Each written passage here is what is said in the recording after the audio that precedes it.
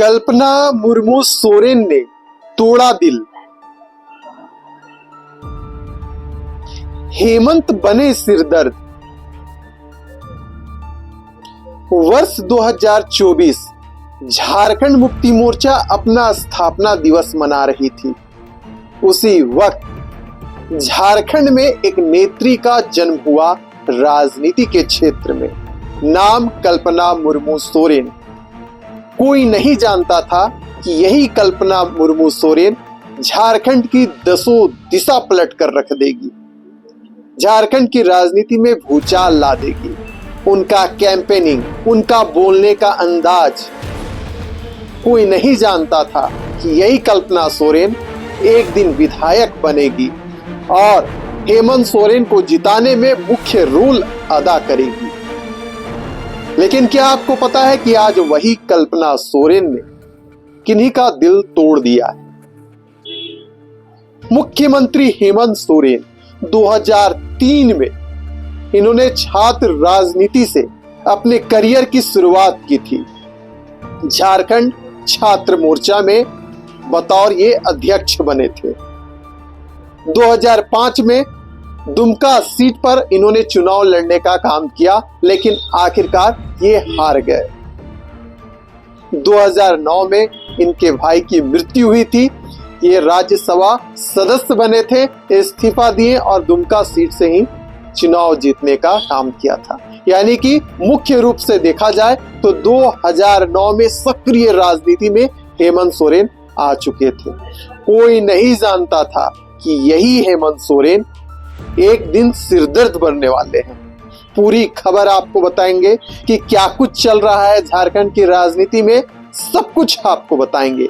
लेकिन एक बात तो तय है कि हेमंत हो या कल्पना हो, ये दो जोड़ियां जो कि झारखंड की राजनीति से लेकर दिल्ली की राजनीति तक चर्चा बटोरने का काम कर रही हैं। सब और एक ही बात की चर्चा हो रही है कि आखिरकार क्यों इन दो जोड़ियों का तोड़ अब तक विरोधी दल को नहीं मिल पाया है।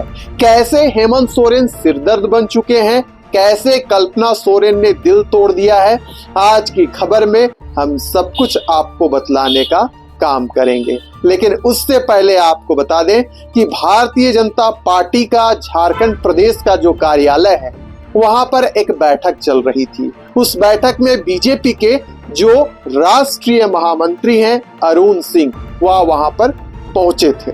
आत्मनिर्भर भारत संकल्प अभियान को लेकर यह बैठक हो रही थी। लेकिन आप सोच रहे होंगे कि इस बैठक से कल्पना सोरेन और हेमंत सोरेन का क्या लेन देन है, तो पूरी खबर आपको बताएंगे। वीडियो के अंत तक बने रहिएगा। हाँ, और झारखंड या देश के जिस कोने से भी आप इस वीडियो को देख रहे हैं, कृपया लाइक और सब्सक्राइब जरूर कर दीजिएगा। तो चलिए खबर आपको बतलाते हैं कि क्या कुछ हो रहा है। दरअसल भारतीय जनता पार्टी का जो मूवमेंट है, उस मूवमेंट को देखकर यही लग रहा है कि पार्टी बैकफुट पर आ चुकी है। कारण आपको पता ही होगा, क्योंकि अरुण सिंह ही ने कहा था कि जल्द झारखंड प्रदेश भारतीय जनता पार्टी को नया प्रदेश अध्यक्ष मिलेगा। लेकिन उपचुनाव हुआ, बिहार चुनाव संपन्न हो चुका, अब तक भारतीय जनता पार्टी को नया प्रदेश अध्यक्ष नहीं मिला। आदित्य साहू के रूप में कार्यकारी अध्यक्ष जरूर मिला, लेकिन क्या आपको पता है कि घाटशिला उपचुनाव में क्या हुआ? बाबूलाल मरांडी के अगर कार्यकाल को देखें तो जो उम्मीद भारतीय जनता पार्टी के शीर्ष नेतृत्व का उनसे था, उस उम्मीद पर बाबूलाल मरांडी खरे नहीं उतर पाए।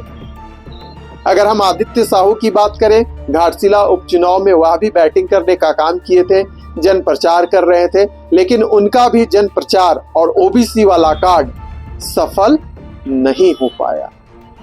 यही कारण है कि झारखंड की राजनीतिक गलियारों में जोर शोर से एक ही बात की चर्चा हो रही है कि कल्पना सोरेन का जो तोड़ है, वह अब तक भारतीय जनता पार्टी को नहीं मिल पाया है। हेमंत के राजनीतिक दांव और जिस प्रकार की राजनीति में माहिर हेमंत सोरेन मौजूदा समय में झारखंड राज्य में जो राजनीति कर रहे हैं उसका तोड़ भी भारतीय जनता पार्टी को अब तक नहीं मिल पाया है। यानी कि कुल मिलाकर देखा जाए तो कल्पना सोरेन ने वाकई में भारतीय जनता पार्टी का दिल तोड़ने का काम किया। एक अकेली नेत्री जिन्होंने घाटशिला उपचुनाव को पलटकर रख दिया, ना केवल घाटशिला उपचुनाव बल्कि झारखंड विधानसभा चुनाव 2024 में भी जिस प्रकार से उन्होंने रोड शो किया, अचानक राजनीति में एंट्री मारी, गांडे विधानसभा जीत कर उन्होंने दिखा दिया कि उनमें कितना दम है। जिस प्रकार से पूरे झारखंड में उन्होंने प्रचार प्रसार किया था, वह भी चर्चा बटोरने का काम किया। हेमंत सोरेन कहा जा रहा है 2009 वाले हेमंत सोरेन नहीं रहे। अब बहुत ज्यादा बदलाव हेमंत सोरेन के अंदर आ चुका है। हेमंत सोरेन की चाल को समझ पाना अब भारतीय जनता पार्टी के लिए भी धीरे धीरे मुश्किल बनता जा रहा है। यही कारण है कि चारों दिशाओं में झारखंड की राजनीति से लेकर दिल्ली की राजनीति तक एक ही बात की चर्चा चल रही है कि हेमंत सोरेन और कल्पना सोरेन का जो तोड़ है वह कैसे निकाला जाए। दूसरी ओर भारतीय जनता पार्टी के जो वरिष्ठ कार्यकर्ता हैं, जो प्रदेश नेतृत्व है, वह भी एक ही बात का इंतजार कर रहा है कि भारतीय जनता पार्टी को नया प्रदेश अध्यक्ष कब मिलेगा। चाहे दीपक प्रकाश जो कि पूर्व में प्रदेश अध्यक्ष रहे हों, उनके कार्यकाल में भी भारतीय जनता पार्टी को उपचुनाव में हार का सामना करना पड़ा था। उम्मीद थी कि बाबूलाल मरांडी आएंगे तो पासा पलटेगा, जो आदिवासी वोट बैंक है वह भारतीय जनता पार्टी की ओर खिसकेगा, लेकिन ऐसा कुछ भी अब तक होता नहीं दिख रहा है। अगर हम भारतीय जनता पार्टी की बात करें तो 2024 झारखंड विधानसभा चुनाव में जो 4 नेत्रियां हैं, महिला नेत्री, वह चुनाव जीत कर आई। अगर हम बात करें मंजू देवी की, रघुवर दास की जो पतोहू हैं, पूर्णिमा दास साहू उनकी बात करें, नीरा यादव की बात करें या रागिनी सिंह की बात करें, ये चुनाव जीतकर जरूर आई, लेकिन जिस प्रकार से कल्पना सोरेन को टक्कर देना चाहिए वैसी नेत्री अब तक भारतीय जनता पार्टी को नहीं मिल पाया है। अन्नपूर्णा देवी को भी चुनाव प्रचार प्रसार में उतारा गया था, लेकिन कल्पना सोरेन का तोड़ भारतीय जनता पार्टी के पास मौजूदा समय में नहीं मिल पाया है। यानी कि चाहे झारखंड की राजनीति हो या दिल्ली की राजनीति हो, सभी जगह एक ही बात की चर्चा चल रही है भारतीय जनता पार्टी के अंदर कि भारतीय जनता पार्टी जो मौजूदा समय में जो पार्टी है, जो संगठन है, उसे कैसे मजबूत व विस्तार किया जाए, क्या तोड़ खोजा जाए ताकि आने वाले समय में जो भारतीय जनता पार्टी का रूपरेखा है वह झारखंड में बदल जाए। कई प्रकार की चर्चा चल रही है और सबसे बड़ा जो चर्चा है वह है आज बीजेपी प्रदेश कार्यालय में जो बैठक चल रही थी, क्योंकि राष्ट्रीय महासचिव हैं अरुण सिंह, वह भी इस बैठक में मौजूद थे। वही कहा कर गए थे कि जल्दी बीजेपी को नया प्रदेश अध्यक्ष मिल जाएगा, यानी कि नया कप्तान मिल जाएगा। जो कार्यकर्ता थे एक समय खूब उत्साहित थे भारतीय जनता पार्टी के अंदर कि नया प्रदेश अध्यक्ष मिलेगा, नया नेतृत्व मिलेगा तो पार्टी के अंदर एक नया जोश आएगा, एक नया प्रोत्साहन मिलेगा, लेकिन ऐसा कुछ भी नहीं हुआ। जो पुराने कार्यकर्ता थे वह भारतीय जनता पार्टी को छोड़कर या तो झारखंड मुक्ति मोर्चा का दामन थाम रहे हैं, या जब भी उपचुनाव या चुनाव होता है तो इस प्रकार की जो गतिविधि है वह देखने को मिलती है। और जो कार्यकर्ता बीजेपी को छोड़कर जाते हैं वह एक ही बात को दोहराते हैं कि पार्टी वह पार्टी नहीं रही। यानी कि कुल मिलाकर देखा जाए तो संगठन के ऊपर सवाल उठाए जाते हैं। यही सवाल कहीं ना कहीं भारतीय जनता पार्टी को अंदर ही अंदर खाते जा रही है। जो राजनीतिक विशेषज्ञ हैं वह यहां तक कह रहे हैं कि कल्पना मुर्मू सोरेन से और हेमंत सोरेन से भारतीय जनता पार्टी को सीख लेनी चाहिए। किस प्रकार से यह क्षेत्रीय पार्टी होते हुए भी 2019 का चुनाव जीतने का इन्होंने काम किया, 2024 में उससे बड़ी जीत हासिल की, और अब घाटशिला में जब उपचुनाव हुआ जहां 40 स्टार प्रचारक भारतीय जनता पार्टी की ओर से घाटशिला के मैदान में उतारे गए थे, इसके बावजूद जब कल्पना मुर्मू सोरेन का और हेमंत सोरेन का रोड शो होता है तो पूरा पासा पलट जाता है। यानी कि भारतीय जनता पार्टी डाल डाल तो कल्पना सोरेन और हेमंत सोरेन पात पात वाली कहावत को चरितार्थ कर रहे हैं।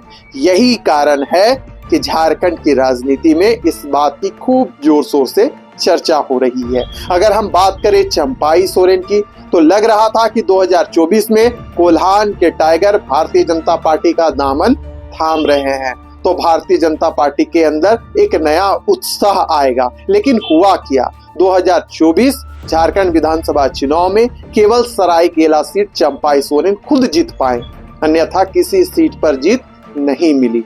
सरयू राय पश्चिमी सिंहभूम से जरूर जीते, लेकिन उसका हुआ क्या, माफ कीजिएगा, पश्चिमी जमशेदपुर से जरूर जीते, लेकिन उसका असर क्या हुआ?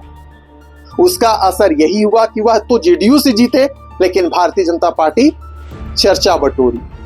अगर हम पूर्वी जमशेदपुर से बात करें तो रघुवर दास की जो पतूहे हैं उन्होंने जीतने का काम किया, लेकिन अभी भी जो तलाश कोल्हान में भारतीय जनता पार्टी कर रही है एक ऐसे चेहरे का जो कल्पना सोरेन और हेमंत सोरेन को जवाब दे, तो वह अब तक मिलता नहीं दिख रहा है। जबकि पांच पूर्व मुख्यमंत्री की अगर हम बात करें तो 4 खुद कोल्हान से आते हैं। अगर हम अर्जुन मुंडा की बात करें, मधु कोड़ा की बात करें, रघुवर दास की बात करें, किन्हीं ने भी जीत दिलाने में भारतीय जनता पार्टी को वह सफलता हासिल अब तक नहीं कर पाई है। हालांकि चंपाई सोरेन जन प्रचार कर रहे हैं, घाटशिला में भी वह मौजूद थे शुरू से लेकर अंत तक, लेकिन वह चमत्कार नहीं हो पाया।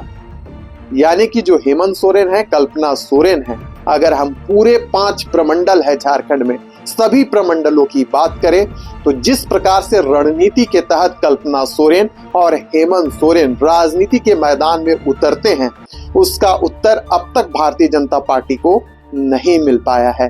यही कारण है कि शीर्ष नेतृत्व में बेचैनी बढ़ी हुई है और कहीं ना कहीं जो पूरा रिपोर्ट है झारखंड का भारतीय जनता पार्टी का, वह शीर्ष नेतृत्व पर पहुंचा है और शीर्ष नेतृत्व भी उसे तलाशने में जुटी हुई है, उसे तराशने में जुटी हुई है कि झारखंड में जो बीजेपी का संगठन है उसमें कैसे बदलाव हो, उसमें ऐसा क्या किया जाए कि आने वाले समय में झारखंड को फतेह किया जाएगा।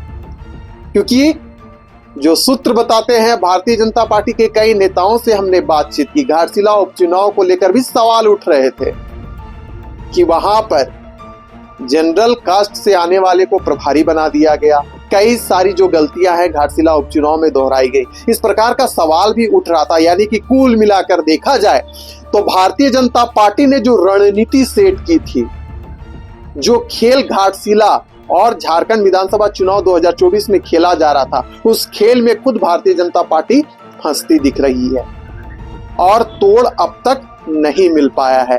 तो इंतजार कीजिए, जब शीर्ष नेतृत्व भारतीय जनता पार्टी का झारखंड बीजेपी संगठन को लेकर विचार विमर्श करेगी, तो आने वाले समय में पार्टी में क्या कुछ बदलाव होता है, यह देखने वाली बात होगी। फिलहाल दीजिए हमें इजाजत।